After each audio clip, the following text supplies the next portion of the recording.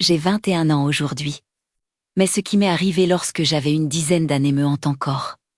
J'en ai très peu parlé, parce que ça paraît totalement irréel. Cette nuit-là, je dormais sur un matelas posé au sol, juste à côté du lit de mes grands-parents. Au moment précis où je basculais dans le sommeil, un bruit monstrueux a envahi la pièce. Ce n'était pas un cri, ni une voix. Plutôt un rugissement assourdissant, comme des dizaines de voitures lancées à pleine vitesse. La maison était pourtant plongée dans un silence total. Puis tout s'est arrêté d'un coup, et aussitôt, j'ai senti des bras invisibles se refermer autour de moi par derrière, avec une force écrasante.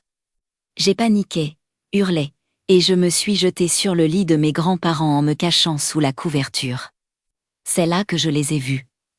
3 ou 4 grandes silhouettes se tenaient dans la chambre.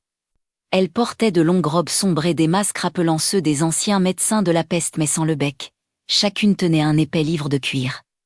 Elles murmuraient une sorte de chant, incompréhensible, alternant entre me fixer et lire dans leurs ouvrages. Mes grands-parents ne voyaient rien. Mais ils savaient que quelque chose n'allait pas, j'étais en état de panique totale. Soudain, la couverture a été arrachée du lit et projetée au sol, comme saisie par une force invisible.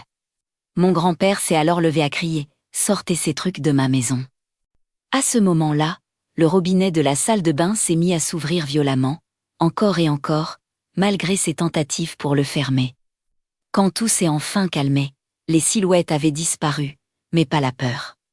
Pendant des heures, j'ai cru voir des insectes trempés sur les murs, des ombres immobiles dans les coins, une présence partout.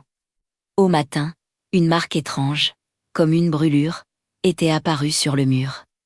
Elle n'était pas là avant.